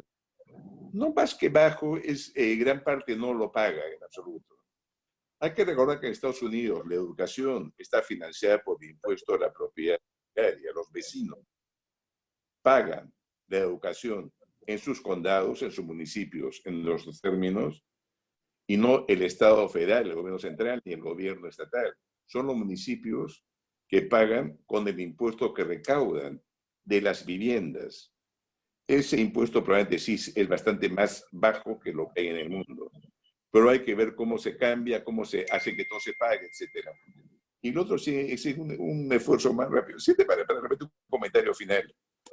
El tramo más alto de impuesto a la renta de personas naturales es 30, por más le cuentan 12% de AFPs y 9% para la empresa de salud. O sea, casi 50% se va realmente en contribuciones, no va al bolsillo del trabajador. Se puede aumentar algo, pero no mucho más. El impuesto a la renta, como dije, de empresas también está a niveles relativamente altos internacionalmente. Y el IGB también. El problema acá más bien es evasión. Pocos son los que pagan. Los contribuyentes de renta a personas naturales son una fracción de la población trabajadora. Mucha cuarta categoría no paga el impuesto que le corresponde. En empresas también hay mucha ilusión. Lo mismo realmente con respecto al IGB, al IVA. O sea, son problemas de ilusión que debemos trabajar, un mejor diseño tal vez del esquema tributario total, pero es un proyecto que lo hubiera más para el próximo gobierno que para este, ¿no? Gracias, doctor Velarde. La siguiente pregunta la realiza Carlos Besombés, del diario La República. La primera pregunta está dirigida al doctor Julio Velarde. La pregunta es, De las alternativas dadas a las AFP para obtener liquidez a fin de cumplir con el retiro del 25%, ¿a cuáles han accedido y cuánto asciende los contrabonos del Tesoro que se prestarán? Respecto a la compra de bonos del Tesoro a las AFPs, expertos señalan que se podría traer los fondos en el exterior para cubrir la devolución del 25% de los aportes. ¿Por qué no se recurre a tal medida? Doctor Velarde. Comencemos. No creo que ningún experto haya dicho eso. Realmente los administradores de portafolio buscan manejar un portafolio óptimo. Entonces no puede decir usted venda tal activo simplemente y creer que no importa el profesionalismo en el manejo de portafolios financieros. O mantiene un portafolio óptimo. No todo lo que está afuera puede hacerse, ya están en fondos, que cuesta sacar dinero de ellos. Pueden estar en bonos de Colombia, otros países que también han sufrido la caída del precio de los bonos. O sea, no es tan fácil hacerlo. Y lo que el colega administrador busca es, tengo que rebalancear mi portafolio porque tengo que vender parte. ¿Cómo lo hago? Manteniendo un portafolio óptimo que pueda ser el que aparentemente con menor riesgo me dé un mayor retorno. Entonces, realmente es muy difícil decir vende este activo, vende el otro, porque no tiene sentido financiero en todo caso. Lo otro, no hay ningún repo que se haya dado a las FPs, como mencioné en la charla. Cuando salió la norma, los precios de los bonos del Tesoro en soles comenzaron a derrumbarse, porque la gente está anticipando que las FPs iban a tener que vender los bonos. Cuando tan pronto sacamos la norma, el mercado se calmó y rebotó.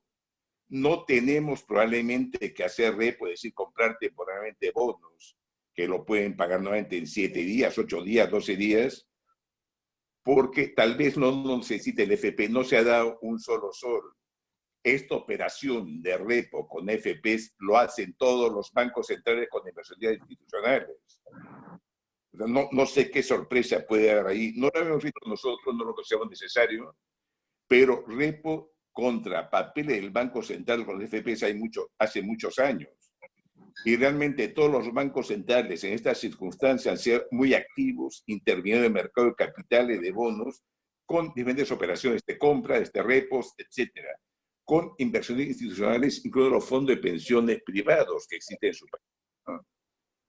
Y dólares, vamos a ver, todavía recién está comenzando a retirar, pero no me sorprendería realmente que no hubiera casi nada de repos, de bonos, porque el efecto de la medida es, sabiendo que existe esta provisión de liquidez, ya otros agentes no se asustan y no venden los bonos en el mercado. Y no es préstamo las FPs como algún despistado ha señalado. Las FPs probablemente pueden endeudarse fácilmente a tasas muy bajas, incluso en los bancos más grandes, porque son empresas sólidas de una rentabilidad alta que pueden tener tasas sumamente bajas para endeudarse. Nosotros no prestamos FP, no prestamos a ninguna empresa. Lo que hacemos es, frente a fondos, le compramos temporalmente los bonos, ellos lo pagan después. Las FP se trata de autorizar hace años por la superintendencia hacer security lending y repos con sus papeles. Y termino ahí porque parece que hay una confusión grande, una falta de entendimiento bastante grande al respecto. Gracias, doctor Velarde. La siguiente pregunta también es del periodista Carlos Besombés de La República y está dirigida también a usted. ¿En qué trimestre el PIB empezará a crecer y en qué porcentaje? Dado que en la fase 1 la operatividad llegará al 70% y en la fase 2 al 80%. ¿Cómo quedaría el panorama económico y el reinicio de actividades frente a un eventual rebrote? Es difícil. No sabemos si hará esta doble vía a la que hice referencia antes. Esperemos que no, pero es un temor en todos los países que pudiera haber. Comentábamos nuevamente la epidemia de la gripe española en 1918 y 19. La segunda ola fue la más fuerte. Ahora, ahí no hubo cuarentena generalizada tampoco en los países. Sí, hubo temor de mucha gente a salir, etcétera, ¿no? El abuelo de Trump, por si acaso, murió en esa epidemia, pongamos de gripe. Se te dio realmente a todo el mundo. En Lima se decía que no iba a pasar nada. ¿Pasó algo? Pasó, no tanto. Y hay la frase famosa del alcalde de esa época, que dijo que en Lima hasta los microbios atontan. No era un microbio, pero bueno, la frase está ahí. Es difícil. La recuperación comienza el tercer trimestre. La tasa todavía es difícil saberla porque no sabemos bien cómo estar arrancando el conjunto de actividades. Pero ya frente al segundo trimestre, el tercer trimestre de recuperación. Y el cuarto va a ser todavía una recuperación mayor al tercer trimestre. O sea, trimestre contra trimestre vamos a estar creciendo. Lo que puede que caigamos todavía frente a 2019. Porque recuerden, todavía no estamos llegando a los niveles de prepandemia. Entonces va a ser una recuperación lenta y va a depender mucho de cómo salgamos de la cuarentena poco a poco.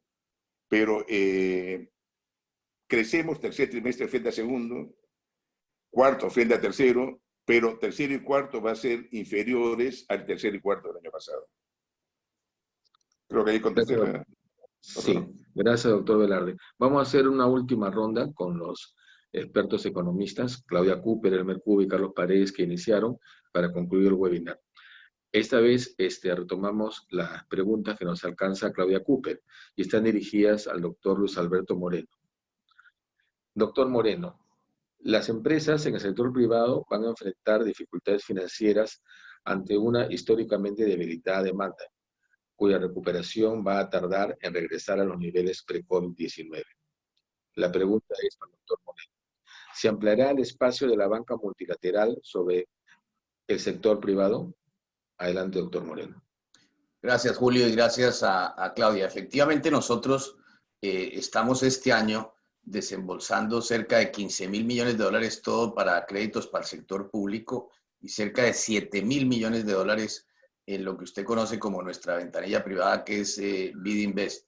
Y aquí estamos, digamos, trabajando muy de cerca con actores privados en el Perú, con instituciones del gobierno para atender a la pequeña y mediana empresa. Indiscutiblemente, nuestro brazo privado va a ser central para ayudar a muchísimas empresas de la región.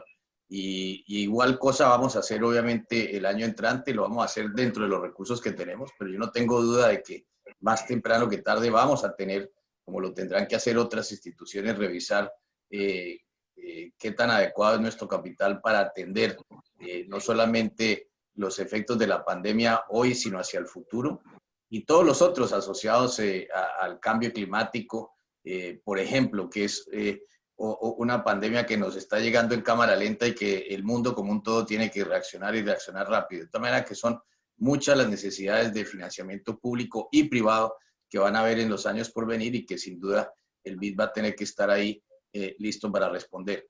Yo quisiera, aquí lamentablemente me tengo que retirar, Julio, pero quiero agradecerle muy especialmente a Julio Velarde y felicitarlo por todo lo que han venido haciendo en el Perú. Realmente es ejemplo. Yo soy un gran admirador de su país y estoy seguro que como bien dice Julio, en los años por venir hay una enorme agenda de políticas públicas que si se encaminan a través del consenso, que es lo que nuestros países van a necesitar, vamos a tener una sociedad mucho más vigilante de lo que hacen los estados, pero estoy seguro de que habrán muchas lecciones en que vamos a tener por delante, ya que cuando uno estudia la historia de la humanidad, que Julio es un buen estudioso de la historia, sabe, son en momentos como este cuando nace la gran innovación en todas nuestras sociedades. El ser humano logra sobreponerse, logra trabajar de manera unida, de tal manera que eso es lo que yo espero para el Perú. Y una vez más,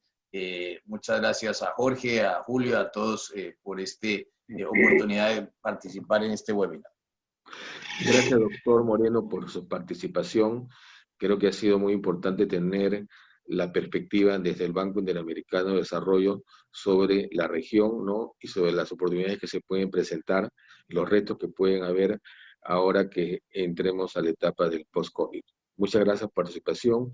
Y para los que nos están siguiendo, todavía quedan 2 preguntas para el doctor Julio Velarde antes de finalizar el webinar. Gracias. Gracias, doctor Moreno. Doctor Velarde, la doctora Claudia Cooper pregunta, hablando a propósito de lo que menciona el doctor Moreno de las innovaciones. La pregunta es, el COVID ha presentado una importante oportunidad en la digitalización financiera, tanto en las personas naturales como en las empresas. El factoring, las letras y los pagarés ayudan a la formalización de la economía y reducen riesgos operativos, y han mostrado un importante desarrollo en los últimos años, aunque aún es pequeño. ¿Cómo puede el Banco Central, pregunta la doctora Claudia Cooper, apoyar una aceleración de la digitalización financiera? Adelante, doctor Velarde. Sí, bueno, hemos venido haciendo varias cosas. Hemos impuesto un QR común para que todas las tarjetas puedan estar teniendo realmente el mismo QR y no haya QR diferentes. Estamos buscando una plataforma común para el conjunto de tarjetas y medio de pago. Pero nuestro proyecto es mucho más ambicioso, solo que toma tiempo. Estamos con varios bancos centrales trabajando en un proyecto de digitalización financiera, pero que es una idea más de mediano plazo. El que lo está coordinando es el que era el director por Francia en el Banco Central Europeo, Benoît Cœuré, y estamos trabajando, en principio, viendo el Stack Project de la India, que casi lidera que cada persona tuviera una cuenta. Pues es un proceso todavía, realmente vamos a convertir muchos bancos centrales en esto. Desgraciadamente este problema ha venido antes y nosotros no tenemos la plena autoridad en sistema de pago. Y hace muy difícil a veces que podamos estar metiendo todo el... Bueno, vamos a poner... No tenemos el control pleno para estar todavía normando en el sistema de pagos, ¿no? Tenemos algunas facultades, pero no todas las necesarias para estar teniendo ciertos criterios. Ha ido avanzándose más en todo el mundo, los pagos incluso a través del Banco Central. El FED está trabajando para tener uno de repente en 2022, 2023 o 2024 tal vez, en que las transferencias se hagan a través de cuentas que van a manejar de bancos, canales que van a manejar el Banco Central, más de una cuenta de un banco a otra, pero con canales que va a poner el Banco Central, como ya tiene el Banco Central Europeo, como lo tiene México desde hace pocos meses, pero son todavía cosas que han ido trabajando.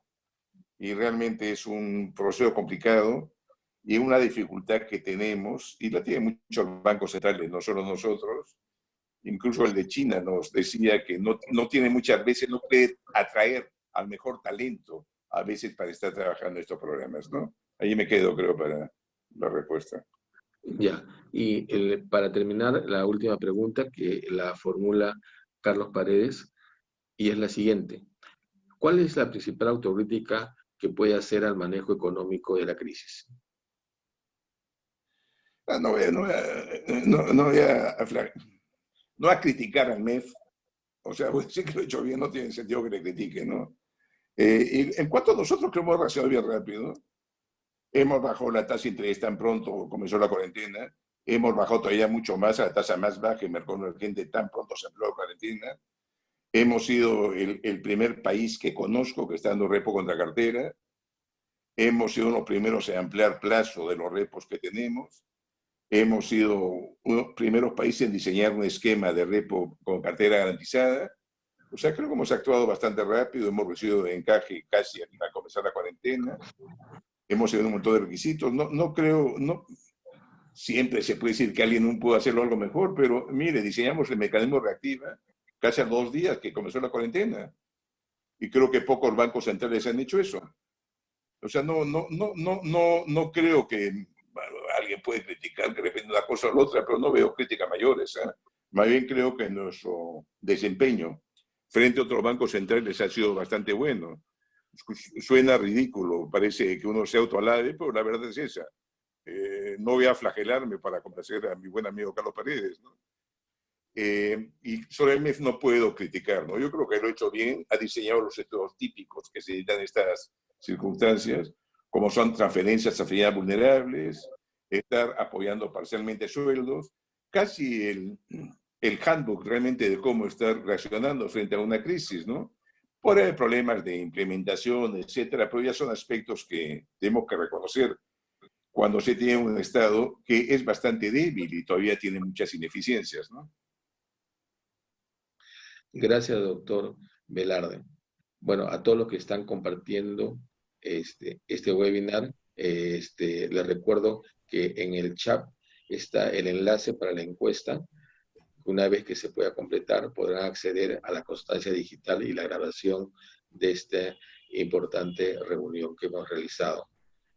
De esta manera, damos por concluido nuestro webinar internacional, que esta vez abordó la reactivación económica en el Perú y América Latina post-COVID-19. Agradecemos la participación de nuestros dos distinguidos expositores, los doctores Luis Alberto Moreno, presidente del BID, y Julio Velarde, presidente del Banco Central de Reserva del Perú.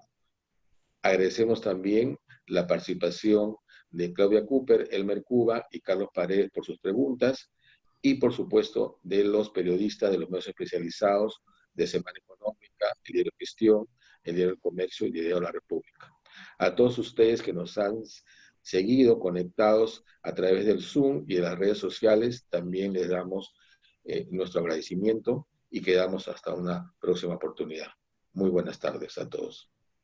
Muchas gracias también a Julio Lira por la excelente moderación, y precisamos que efectivamente los asistentes que nos han seguido han sido a nivel nacional e internacional más de 1000 personas directamente en Zoom y cerca de 3000 personas en vivo a través de las redes sociales de la Escuela de Posgrado de la Universidad Continental y del Diario Gestión. Muchas gracias nuevamente al doctor Luis Alberto Moreno, presidente del BID, y al doctor Julio Velarde, presidente del directorio del Banco Central de Reserva del Perú. Muy buenas tardes.